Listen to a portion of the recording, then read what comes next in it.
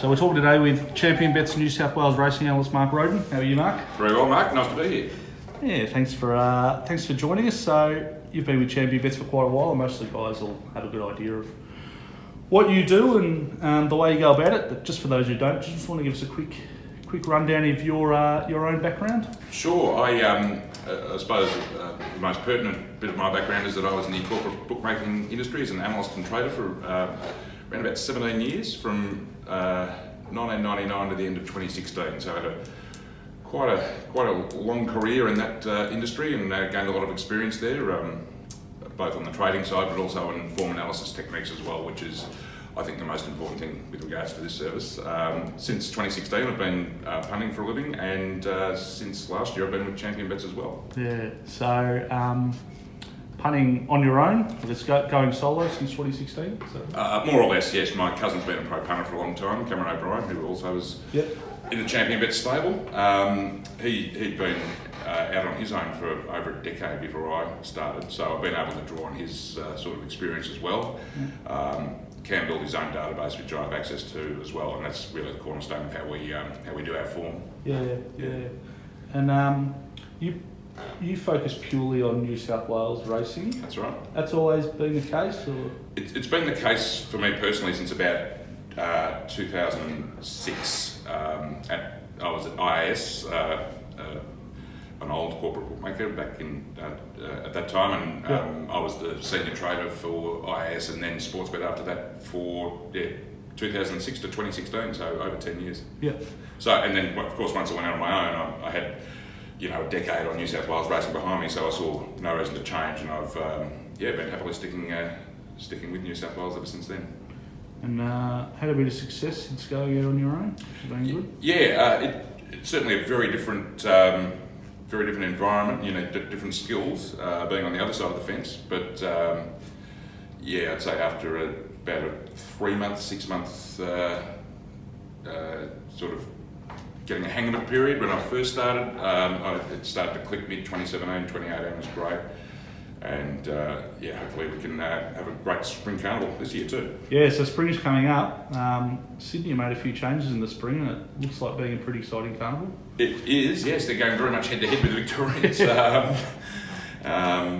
Look, from the New South Wales perspective, as a follower of New South Wales racing, it's great. All these big new races. We'll be certainly attracting a lot of good horses and a lot of good jockeys that are during a period where traditionally Melbourne would be monopolising them. It does remain to be seen how it plays out. Of course, this is the first year we've had this full schedule from about now to the late November. But it's an exciting time. Yeah, good stuff. All right, well, we might get into a bit of a webinar, and we'll get you to just take us through what you do and how you go about rating a race, and then hopefully finding a winner. So we'll click over now. So Mark's going to take us through the Golden Rose, this week's Group 1 at Rose Hill, and just give us a bit of an idea, a bit of a look under the hood at how he does the form, and the different steps he takes to analyse a race like this, and what we might be able to get out of it. So I guess for you, Mark, if you're looking at an upcoming race like this, what's the first sort of thing that you do? Okay, the very first thing I do is try and work out the strength of the race and work out what sort of ratings figure each horse is going to need to do to win the race. Now, the way I do that is you can see in the bottom right-hand corner of my sheet here, we've got the last 5 runnings of the Golden Rose. In a race like this, it is exactly the same race. In other cases, it might be a similar benchmark 88 at the same course and distance that it's been run recently or something. But when you've got a very specific Group 1 like this, you've managed to get the last 5 runnings of the race. Pretty good roll call: Autumn Sun, Trapeze Artist, Astern, Exosphere, and Hallowed Crown. And the rating they did to win the race, the margin they won by, and the race rating, which the individual horse rating is derived from. When you're doing a really when you're doing a really specific Group 1, obviously that's a really defined history, but for other, I guess, more regular races year round, you might be able to, just line it up with another similar race recently. Is that right? Or That is right. I mean, when you've been doing it a while, you'll find that most of the benchmark 85s on a Saturday, at a certain trip, all right around the 100 to 102 mark. So you've got a pretty fair idea before you start. And it's the same for a lot of the bigger name races. Like this one, we've had the Autumn Sun, who was a champion, and Trapeze Artist, who won by 4.5 lengths, both win, and the race has gone 113. Now, this figure I'm coming up with here isn't a figure the horse needs to do to win by 4 lengths like Trapeze Artist did, or to be a horse considered in the same breath as the Autumn Sun. It's just, to be considered amongst the chances. So in this case, I've gone with 108, which is about 2.5 lengths off that. So, if you're able to produce a rating that makes the race rate to a level of 108, then you are getting within 2.5 lengths of the Autumn Sun and Trapeze Artist and horses of that calibre, and you're worthy of discussion in a field like this. As we'll see, it's still a pretty tough mark to achieve, even for these really good 3-year-olds. it's interesting when you're looking at races like this one, where you're looking through the years. I know a question we've had in the past is, and this may be getting off topic a little bit, but if you look at human sprinters, or human runners, the times and the performances across years and decades are always getting better. I'm just looking at your ratings there, and obviously that's only the last 5 years, but is that the case with horses as well? Are they getting faster and faster over time, generally? Yes, I think in years gone by, there are always, 1 or 2 a decade who could go to the levels of performance we're seeing now. The big difference is, you've got the feed and trading techniques is one, but we're also getting the prevalence of shuttle stadiums from the Northern Hemisphere. So the breed just has to have improved over the last 20 to 25 years. And I think the main outcome of that is we are seeing some absolute super champions like Black Caviar and Winx, and even horses like So You Think and those kind of horses. But there's a bigger group that can perform at that top level, we still have our ebbs and flows in the weight for age ranks. I think we're going to go through, post Winx, obviously going to hit some sort of flat spot. But I think as a group, yes, they have definitely improved over the last 20 years or so. Sure, yeah. Next thing I look at, okay, well, I arrived on a figure of 108, so I was happy with that. It still means any of the last 4 winners, Autumn Sun, Trapeze Artist, Astern, and Exosphere, would have won this race pretty clearly, but they're all very good horses, so I'm happy with that. And if a horse in this year's group can perform to that level, they're going to have to be pretty good too. From there, we move to the map. Basically, I just do that by, I had used sectional data, but also just previous settling positions and video analysis, and then just knowledge of the jockeys and their sort of likes and dislikes. What I've come up with here, not everyone will agree with, and I may have it wrong, but I've gone Dash and Bivouac. I think that's pretty clear. I think yes holds his spot from 2. The fact is that the other 5 of them, I'm assuming Dawn Passage is going back. They've taken the blinkers off and he over-raced last time and he's drawn the outside barrier. So I think they just snag with him. He certainly has enough speed to be closer, but I think they're just going straight back on him. So you take these other 4, Kubrick, Castelvecchio, Prince Farways and Exceedance, they're certainly not speed horses. And I think if Tommy Berry on Exceedance tries to play it too negative, if he thinks, I've drawn one from the outside here, I've only got one option, I'm going back, he'll end up too far back. And if he comes and ahs, he could be 3 wide. But that said, these horses inside him aren't fast. He could actually end up reasonably close and in a pretty good spot if he plays his card right. So that sort of 1 out, 1 back slot is probably best case scenario for him. But I think the way the field's going to settle, it's certainly available to him if he rides with enough skill and positivity. But if he just comes out with a negative mindset, he's going to have a much harder task, in my opinion. Sure. Yeah. All right. Well, I'll just go through them one by one. I won't go into too much forensic detail into how my ratings had arrived and that sort of thing, but it'll give you an idea on how I shape a market and how I price and ultimately come up with selections. Is there any sort of order that you you look at a field in? Do you focus mainly around the top chances initially, or do you go through and do the whole process, if you like, on every runner? Or What I do, I do look at main chances first, but in order to ascertain what those chances are, I sort of just go through and I've got a little formula for working out a sort of preliminary figure for each horse, and that's before I do any tinkering with it for map or where they are in their preparation. It's just a very basic figure of what I think that horse's base ability sort of is, and I just sort of punch them into the rating field, and that gives me a first cut of prices for the race, and then I can in conjunction with the map say, right, what's going to be suited, what's well placed class wise, and we take it from there. I've already finished the form for this race, so I can just go through them in racebook order, but the way I did it originally, just let me check here. Yeah, I had on exposed form, the three classiest runners were Castelvecchio, Exceedance, and Bivouac with a small gap to Yaudash. And then we had horses like Yes, and Kubrick with a base to go to the next level. But on what they'd already done, Castelvecchio, Bivouac, and Exceedance were the top three. Excuse me. Yeah, moving along here. Castelvecchio, as we can see, this field here is my performance rating on each horse. We have two other figures here. The M rate is basically an SP rating.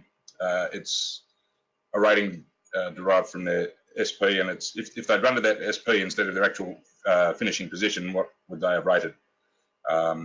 So we can see with Castelvecchio this day, he had the same figure in both, and he was $2.80 favourite or second favourite, I think, in the Champagne. And so what that's telling me there is him being able to win by length and a half. He was running bang on market expectation for that race. The other day he got out to $5 in the Dulcify Stakes. He was expected to do 109. He was completely unsuited, and he ran lengths below that. The race probably did rate a bit higher than we expected in that case as well. But that's what that means. This other figure, the computer figure, we've also got a separate rating database from this is just a time weight rating. We have our own standards and own formulas to work that out. This is a computer rating which does not take time into account. It is basically just a fit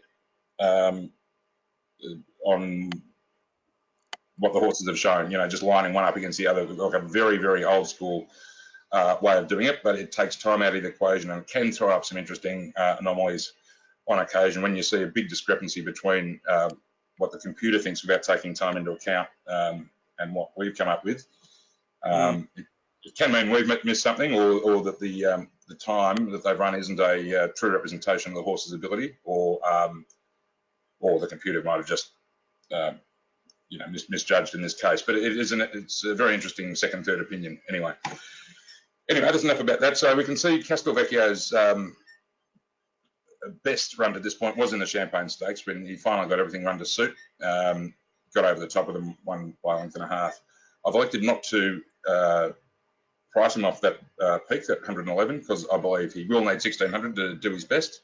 I don't think he's out of the race, and if things fall his way, he could possibly win, but he will need to do that at what I think is short of his best trip. He's a done deal. I'm sure they're looking at 1600 and beyond later on in the preparation. This is a stepping stone. So I've penalised him 2.5 points, and that leaves him at the price of around $12, $13. So the numbers we can see in your rating columns there are, I guess, a very basic auto rating, if you like, and then from there it's up to you as the analyst, the form analyst, to assess where they're at in relation to that basic figure. Yeah, that's right. I mean, that's the right. They're past performance ratings. We think that was what the value of that run on that day was, but the art and the science of doing the form is trying to estimate what they're going to do tomorrow. Not what they've done in the past. Yeah. And that's basically the cornerstone of how to get the prices and the selections. Moving on to Bivouac. I've penalised him too, and I'll get to why in just a second. You can see first up we had him rating 114 in that dynamic win at Caulfield. backward step second up on the heavy in the San Domenico, then had all favours the other day and right back to his best 115 in the run to the Rose. Now you can see here I've only marked him off 111.5. Two reasons for that. The last time he hit his peak first up, he came straight back off it. Yep. And he's in that same boat today. He's technically off a peak last start. And the other is just the slight query at 1400. I couldn't find anything breeding wise to suggest he's absolutely going to be a 1400 metres to a mile horse. He certainly was strong enough through the line the other day at 1200 that I'm not too worried about it. But I think pricing him to his very, very best is fraught with danger, and you'd have him too short. So with that in mind, I've penalised him a bit off his peaks, which it's also worth remembering are huge marks for a 3-year-old at this time of the season. You know, they're right up there with things like figures that the Autumn Sun and those sort of horses could do. So to price him off that, to say you're certain he's going to be running to that sort of level is very, very aggressive, and I've been a bit more circumspect. Still, even with that penalty, I've got him ahead of the market, $3, pretty close to his market price, and I think that's a fair price, to be honest, all things considered. So yeah, just looking down that column for Bivouac, you just see, we were looking at, yep. So just, yep. You know, we have seen those big performances there, but you'd say at this stage, it's not something he's produced in every run, although he's still obviously going quite well, but it's not as though, you know, the Caulfield performance, for example, it's not as though he's just turned that out with every run. No. Well, those two are the standout performances of his career, and you'd expect him, if he's progressing, that as a new spring 3-year-old, he would have taken a step forward from his 2-year-old marks, and that appears to be happening. But that said, just from my knowledge of you know, how the pricing works in this database, if you're saying this horse is definitely going to do 115, you then, well, actually, I'll just do a bit of an experiment. I'll just say, without changing others, I'll change his rating to 115, and that makes him, the price will change over here, $1.40. So now, I don't think even the biggest Bivouac fan on earth would want to take $1.40. So, yeah, look, he could do it. If he does 115, he'll win. But for all those reasons I suggested, you can't price him off that higher mark. But it's still, even with that penalty, you know, these marks are so big and his performances have been so good that even penalising leaves him as the favourite in my market. They're just penalising him, so his peak is 115, penalising him to 111.5. Is there a guide on how many lengths that is? Yeah, well, basically 1 point is half a length, so that's 1 3/4. I actually sort of think in performance levels of around 5 points. That was a bit of a maximum of Mark Reed's, and this is a similarly calibrated database to the one he used and I learnt from. So you can see this is rough. It's not exactly. So his best of his first 3 runs was 106. Then he hit 110, 4 points, not 5. Mm-hmm. And then this prep he's come back 114, 109, 115. So I used as his base figure 114 and not 115, and I penalised him 2.5 points, which is basically half a performance level. Yeah, I could be here all night if I was to go through all the ins and outs of how all the you know, the points and half points of penalties worked, but in this case, yeah, it was 114 minus half a performance level for those little queries. Well, the two in particular: A, is he off a peak? We're not sure he can back up 115, and B, he's a slight unknown at 1400. Sure. Of course, against that, he maps beautifully, so he's going to get his chance. But those are little question marks, and what's prompted me to knock him back half a level. Yep. Okay, we'll go on to Prince Fawaz. Something I should mention, and it's the same for each horse in this race. This is the job, the figure the horse needs to do to be a genuine winning chance in this race, which is derived from the 108 I set the race on. Because they're all carrying 56.5, that translates to they need to do 109.8, virtually 110 needs to be. That's the level you need to be able to perform at to be a genuine winning chance in this race. So just to quickly go back to the other two, Castelvecchio's done it, 111. Bivouac's easily cleared it twice, so he's definitely a chance. We come to Prince Farlaz, he's not there yet. His best was up in Brisbane, 116. He was progressive through that first prep. So the next level up for him, if you say, is like, okay, he's 104, 105, 106 horse at his best. His next level is going to be around 109, 110, which is on the cusp of being a winning chance in this race. But the thing that concerns me about the first thing is he hasn't done it yet. He lacks a bit of the class of some of his rivals, and I think he's going to be better at 1600 too. So I've just left him on virtually around his base figure of 104, and that makes him around 100 to 1 and not under consideration for me. Cool. Move on to Yes. Now, he's a horse I've always struggled with a little bit. Watching him race and watching him trial, I know he's got a stack of ability. This Canterbury trial in particular, I thought, he's taken a real step forward from what we saw in Melbourne, and that was when Waller had just got him off Darren Weir. I thought he was going to be completely unsuited this day in the Todman, and he was, and he won anyway. He only rated 104 due to the Times and Sectional said that what he rated, but I made a comment there, not really suited as upside. He was certainly going to be able to rate better than that. Then was given absolutely no chance in the slipper. It was about 10 wide all the way. Tipped out. And then, so sort of with no base to suggest it was going to happen to that level, he came out, chased Bivouac and rated to 112 first up. So it really does look like he's going to deliver on that ability he showed in his first preparation. And again, needing to perform to that level of around 110, well, he's done it now. Knocked him back 2 points, one because I don't like horses off a first up peak. There's two other examples in this race. One was Bivouac and Exceedance, not Exceedance, he actually held his mark, but Bivouac was a good example of a horse going to a big new level first up compared to what he'd done in his previous preparation, then not holding it second up. There are plenty of reasons to think this horse might be able to defy that. Nash Willa's on. Waller's aimed him at this race. He does get ticks. But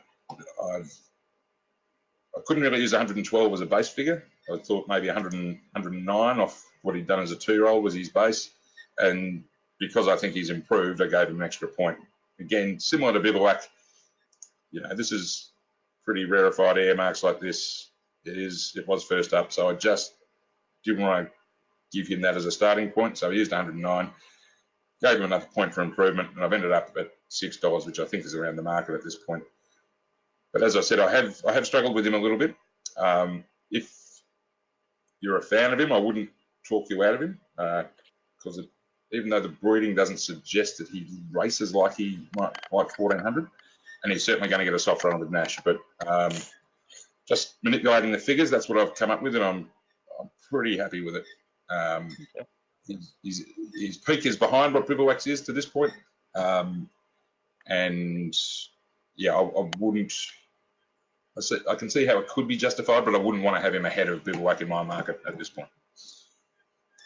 Exceedance, interesting horse. I really want to like him. Just that map query I mentioned when we were going through the map is playing on my mind a little bit. If he gets the run I've put him down for on the map, look out.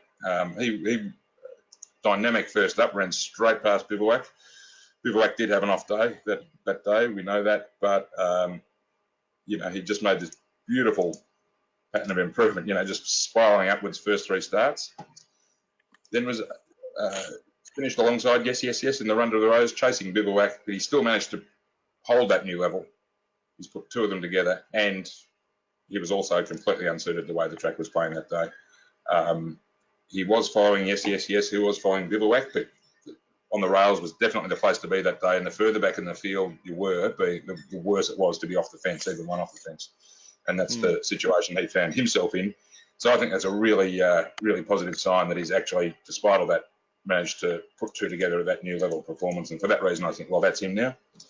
I may be being too kind because of the map, but I'm just happy to say, okay, you're a 111 horse now. That's what I'm pricing off. And if in that first furlong, if Tommy plays his cards right, he could end up getting a really good run and not being too far away. And I think he's right in the race.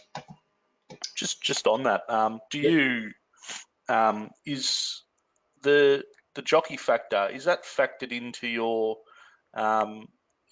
basic ratings, I guess, or is it something you do manually, if you like, when you're putting in your rating for the upcoming race? I do have jockey ratings, but again, I don't stick to them religiously. I don't use a computer pricing program. It's all sort of manual from my end. And they're more likely to come into play when there's a jockey change. Tommy's ridden this every start, so we just sort of, nothing's changed with this horse. If you get a case where Joe McDonald's replacing a country apprentice, then your eyes light up a bit. But in this case, there's not really any advantage or disadvantage to be gleaned from the jockey engagement. Yeah, so more just about jockey changes. But yeah, in strict jockey terms, my worry about with this isn't Tommy very personally. It's what he might do because of the second outside barrier.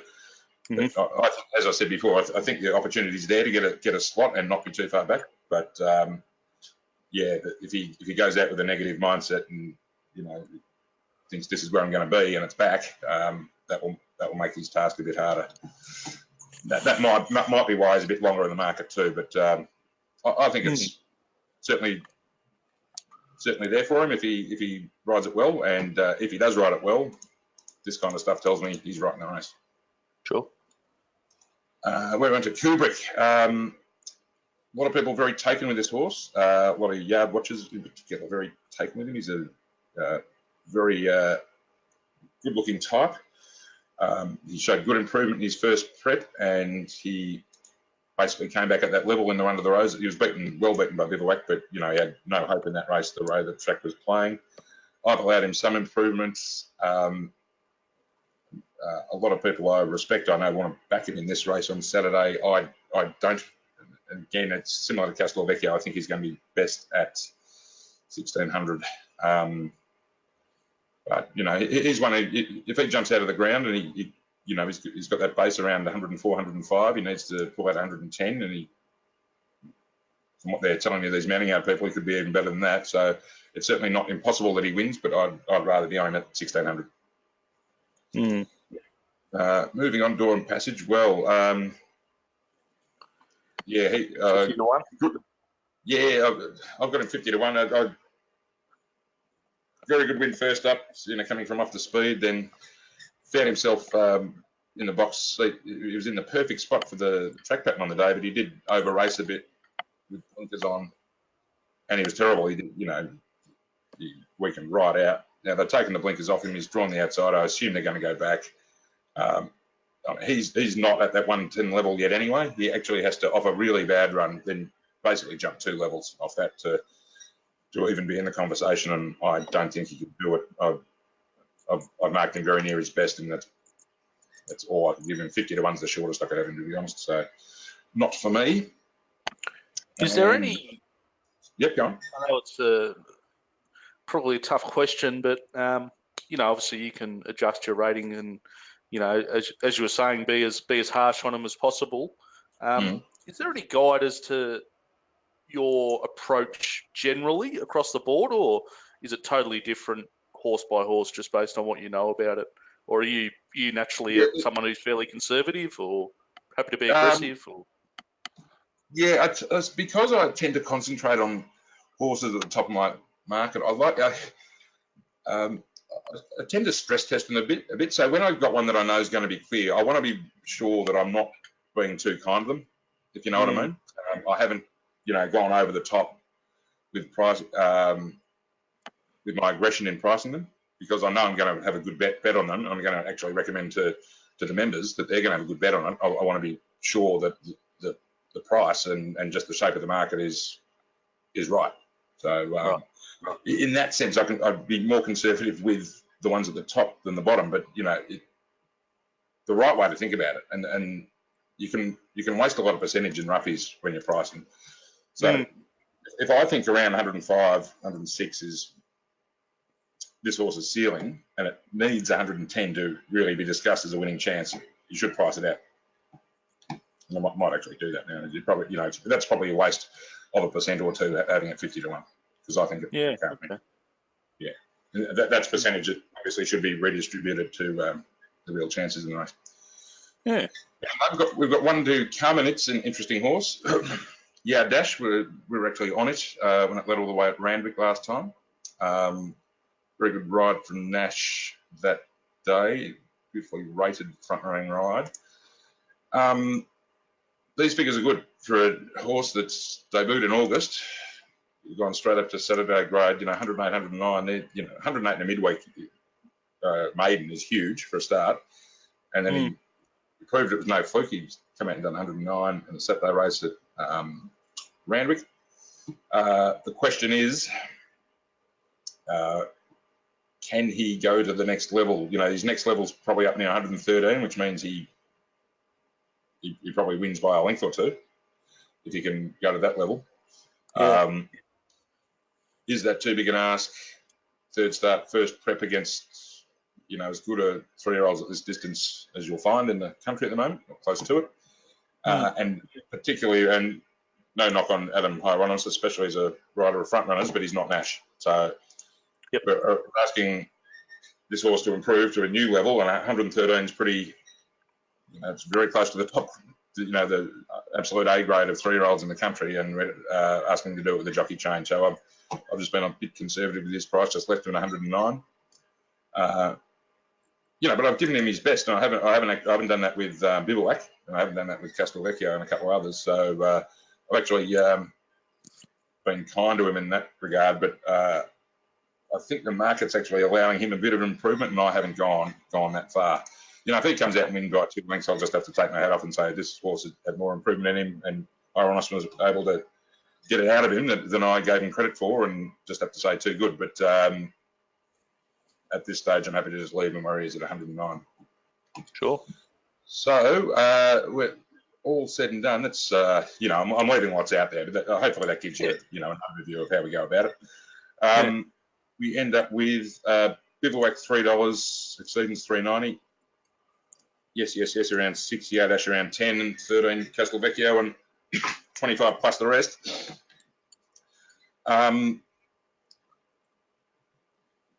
Ideally, I'm not going to handcuff myself to anything yet. I will race probably tomorrow night with a fresh set of eyes, see if there's anything I've missed. Go into a bit more, go into it in detail again.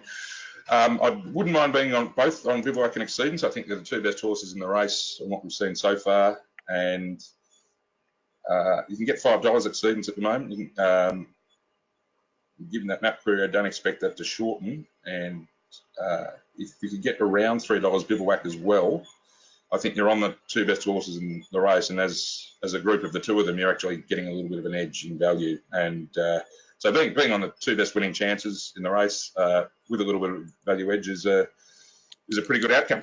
So that's what I'll be looking to do. But what the market does between now and race time will affect that, and a couple of other factors as well. But just as a first edition, they're the 2 I'm leaning to, and they're the 2 I'll be looking to be on Saturday.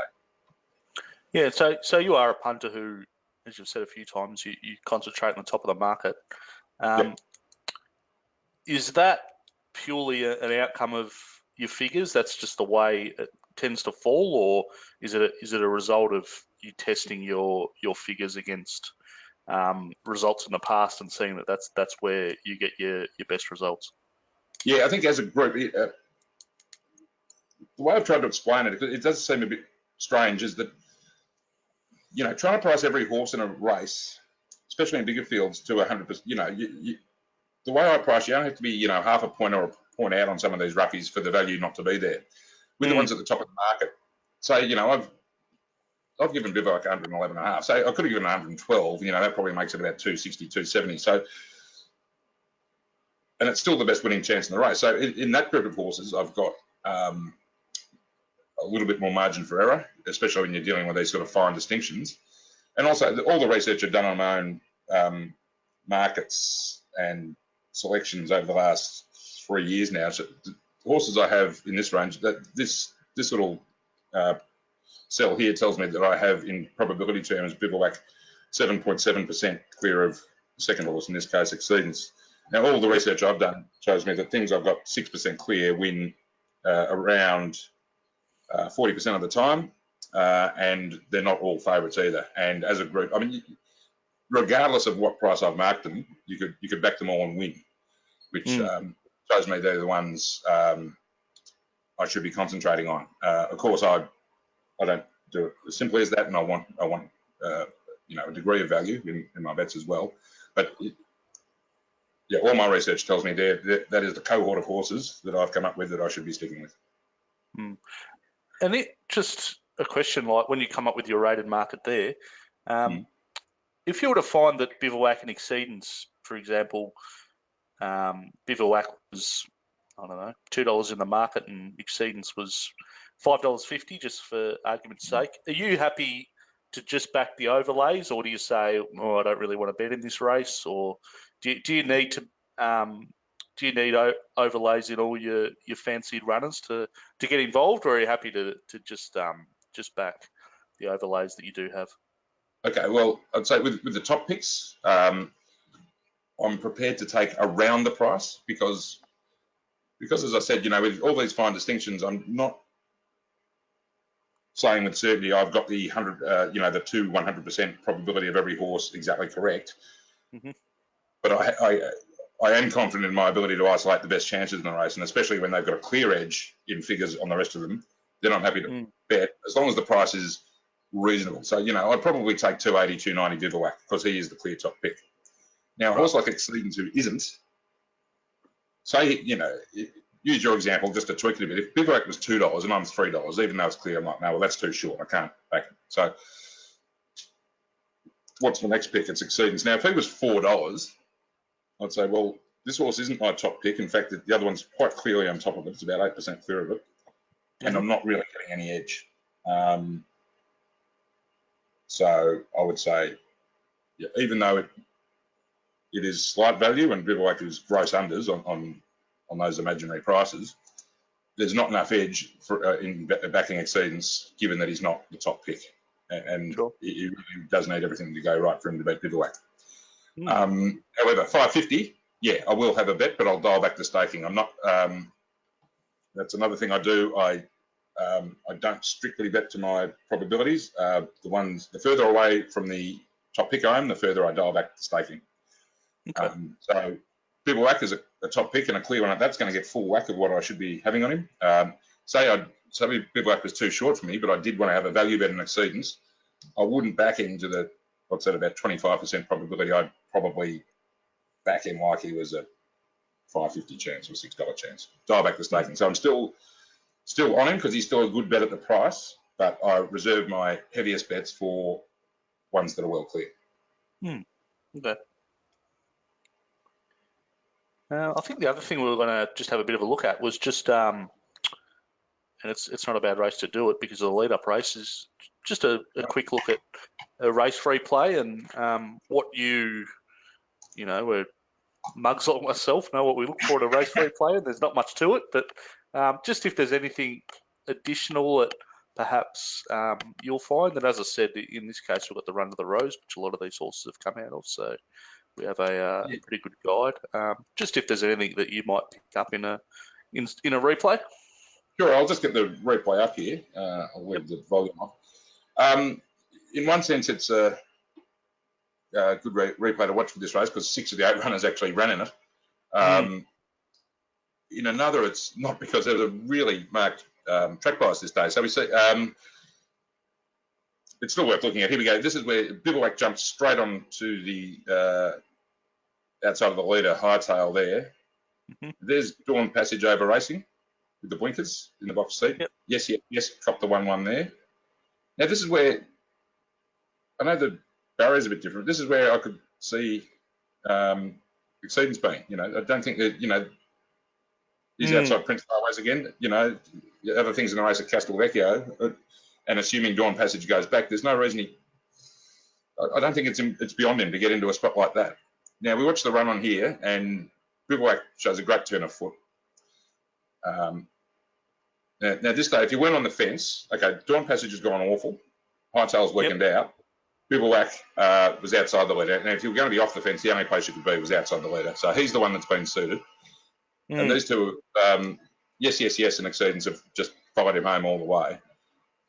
But in the context of that race, Bivouac was perfectly suited. That's another reason to take the 115 rating he's produced this day with a grain of salt. He has really had all favours given the track pattern.